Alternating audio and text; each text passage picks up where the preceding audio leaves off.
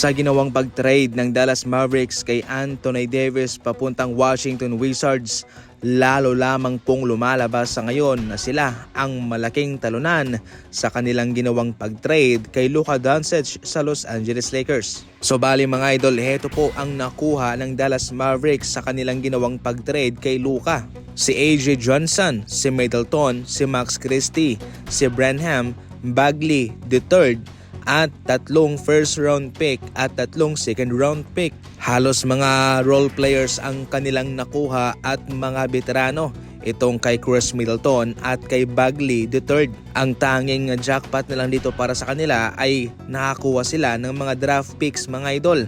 3 first at 3 second round. So basically, pinamigay lang talaga ni Nico Harrison itong si Luka Doncic.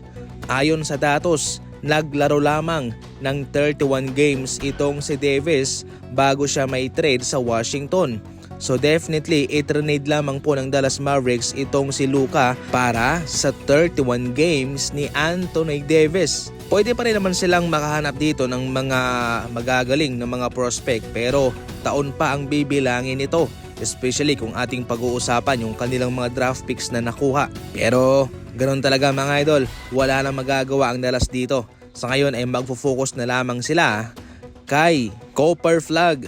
Marami rin sa ngayon ang parang nakakaramdam kay Klay Thompson na baka ito'y napapaiyak na lang lamang sa kanyang mga nararanasan sa ngayon sa Dallas Mavericks, kung saan hindi naman daw niya deserve ang mga ito.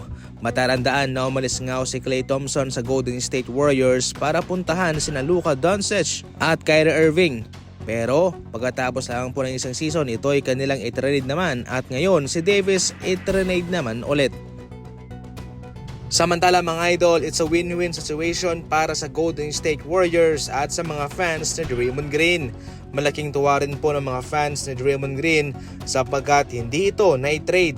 Sa mga nagdang araw ay panay paramdam na nitong si Draymond Green na kung ito naman daw ang kanyang huling laban para sa Golden State Warriors ay tatanggapin niya ito.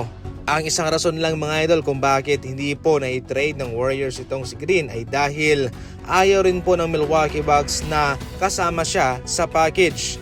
Kung gayon nga raw ay pwede pa sila mag-invite ng isa pang kupunan para maging partner nila para maisagawa ang trade.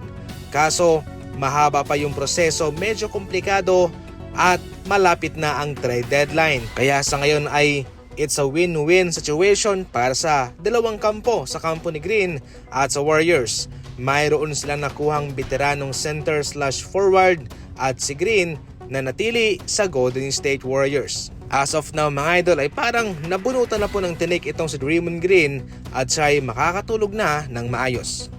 Hindi na pinatagal pa ni Garland at siya ay pumasok na sa arena ng LA Clippers at dito kanyang binate ang kanyang mga bagong teammates.